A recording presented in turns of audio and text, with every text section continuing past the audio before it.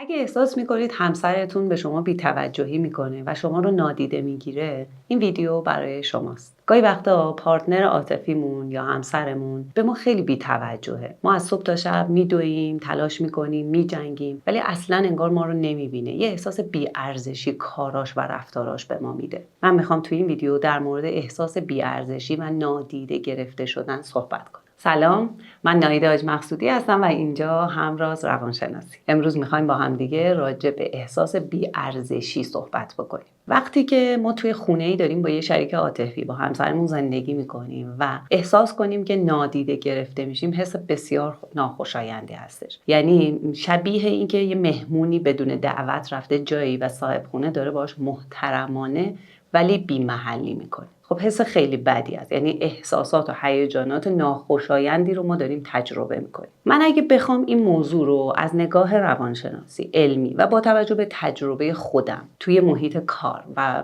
ارتباطم با مراجعینم بگم و تحلیل بکنم، باید بگم که در بیشتر مواقع اون احساس بی‌ارزشی یا نادیده گرفته شدنی که ما داریم تفسیر و برداشت ذهنی ماست در بیشتر اوقات. و تو این ویدیو میخوام راجع به این موضوع صحبت بکنم. تصور کنید وقتی همسرمون وقتی داریم باش صحبت میکنیم به ما نگاه نمیکنه، میتونه این رفتار به ما احساس بی‌ارزشی بده. یا وقتی که کاری رو بهش گفتیم انجام بده، بارها هم گفتیم و اون انجام نمیده، باز هم میتونه این انجام ندادن به ما احساس بی‌ارزشی بده. و یا اینکه از ما تشکر و قدردانی نمیکنه برای کارهامون و یا مدام با ما شوخی میکنه، به اصطلاح دست انداختن، یه چیزی شاید شبیه تمسخر. همه این رفتارها رفتارهای ناپسندی هستند، رفتارهای خوبی نیستن و کاملا میدونیم که میتونه حال ما رو بد کنه. ولی صحبت من اینه، ما میتونیم ناراحت بشیم از این رفتار، ولی چرا باید احساس بی‌ارزشی کنیم؟ بیاید با هم اینو پیداش بکنیم. آیا احساس بی‌ارزشی واقعا از اون رفتار داره به من داده میشه یا تفسیر ذهنی منه یا مسائل درونی منه؟ باید این رو پیدا بکنیم. من میخوام چند تا مثالی که مراجعینم به من میگن و از روتین زندگی ها هست به شما بگم، شاید برای شما هم جالب باشه و اگر تو خودتون این رو حس کردید بهتره که بریم دنبالش،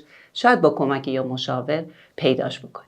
یه مثالی که خیلی از مراجعینم به من میگن اینه که همسرمون توی خونه اصلا حرف نمیزنه و داره منو نادیده میگیره. این احساس بی‌ارزشی به من میده. بیاید با هم احتمالات رو در نظر بگیریم. اگر همسر ما آدم کم صحبتیه، شاید نشونه از درونگرایی اون آدم باشه، یعنی مدلشه، تیپ شخصیتیشه. چرا ما میایم ربط میدیم به احساس بی‌ارزشی خودمون؟ و یا اینکه احتمالات دیگر در نظر بگیریم، مثل اینکه مثلا مردی که کم صحبت میکنه میتونه ناشی از ذهن شلوغش از کار باشه، یعنی توی کارش بنا به دلایل یا شغلش خیلی سخته، خیلی زمانگیره، استرس داره، یا اینکه آدم توانمندی نیست، اونجا یه سری صحبت‌ها رو نمیگه و بعد که میاد توی خونه تمام مدت داره فکر میکنه که کاش به کارمندم اینو میگفتم، کاش به همکارم، به رئیسم. در هر صورت درگیری ذهنی داره. پس یا به خاطر شلوغی و سختی کارش یا به خاطر مسائل، مهارت‌هایی که شاید نداشته باشه، مهارت‌های ارتباطی منظورم هست. خب حالا ما این رو میذاریم به پای بی‌ارزشی خودمون، در صورتی که اون آدم ذهنش درگیره، ذهنش شلوغه و این صحبت نکردنش اصلا ربطی به بی‌ارزشی من و شما نداره. و یا شاید اصلا از ما دلخوره. مثلا تو رابطه این داستان زندگیمون رو وقتی بررسی می‌کنیم می‌بینیم ما حرفایی زدیم، رفتارایی کردیم با هم دیگه که باعث دلخوری شده و اون آدم تصمیم گرفته یه ذره عقب نشینی بکنه و کمتر صحبت بکنه.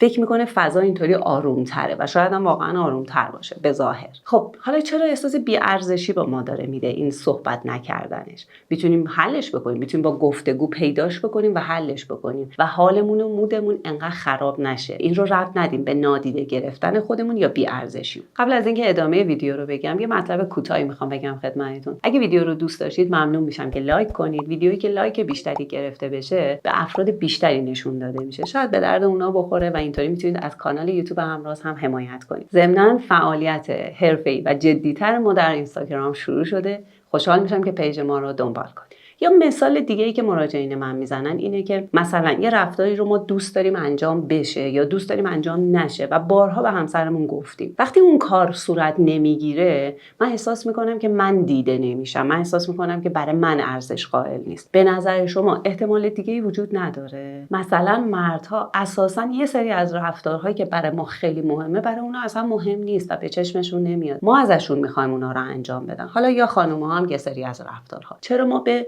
بی‌ارزشی خودمون ربطش میدیم و حالمون بد میشه؟ یا رفتار دیگه‌ای که زیاد از مراجعینم میشنوم اینه که مثلا همسر من لحنش تنده یا نمیتونه خیلی آروم و نایس صحبت بکنه و این احساس بی‌ارزشی به من میده. واقعا چرا نمیتونیم فکر بکنیم که این آدم شاید توی محیطی بزرگ شده که باهاش اینجوری رفتار شده، این مدلی یاد گرفته و اصلا ربطی به این که ما رو دوست داره یا نداره یا بی‌ارزشی ما نداره، مدل دیگه‌ای بلد نیست. خب باید زمان بهش بدیم تا کم کم یاد بگیره، مدل ما رو پیدا بکنه بدون اینکه ما احساس بدی داشته باشیم، تا آروم آروم روی لحنش همون آدم کار بکنه. ولی چرا حال ما خراب میشه و ربط میدیم به احساس بی‌ارزشی خودمون؟ یا آدمایی که تو فضایی بزرگ شدن که تمسخر کردن دیگران، شوخی کردن، دست انداختن دیگران یه ضد ارزش نبوده. یعنی تو خانواده یا جامعه یا گروه دوستاشون این کار خیلی نرماله و دارن مدام شوخی میکنن. درسته که حس بدی به آدما میده و ما میتونیم اعتراض بکنیم، ولی ما چرا ربط میدیم به احساس بی‌ارزشیمون؟ این رفتار ناخوشاینده و میتونیم به اون آدم بگیم که این کارو انجام نده، حس خوبی ندارم، چرا مود من خراب میشه. خب همونطور که متوجه شدید، من تو این ویدیو میخواستم بگم در بیشتر مواقع این احساس تفسیر و برداشت ذهنی ما از اون رفتار یا حرف هست و یا شاید یه حس درونیه که قدیمیه و باید یا بهتره با یه مشاور پیداش بکنیم یا خودمون تحلیل کنیم، آنالیز کنیم رفتارمون رو و پیداش بکنیم. خیلی ربطی به رفتار طرف مقابلمون نداره. البته دو تا نکته رو که خیلی هم مهمه انتهای ویدیو بگم. یکیش اینه که ما نگاه بکنیم ببینیم آیا این رفتار رو فقط توی ارتباط با همسرمون داریم، این حس رو تو ارتباط با همسرمون داریم، یا اینکه این حس بی‌ارزشی رو تو ارتباط با خانواده خودمون، خانواده همسرمون، تو محیط کارمون یا حتی با بچه‌هام داریم تجربه می‌کنیم. این یه نشونه است برای اینکه متوجه بشیم که آیا یه حس درونی هست و برداشت اشتباه ما و داره هی تکرار میشه، یا اینکه نه واقعا مسئله‌ای هست و باید بریم با کمک شاید مشاور حلش بکنیم. موضوع مهم دیگه اینه که اگر واقعا میزانی از این رفتارها که خیلی هم کم هستن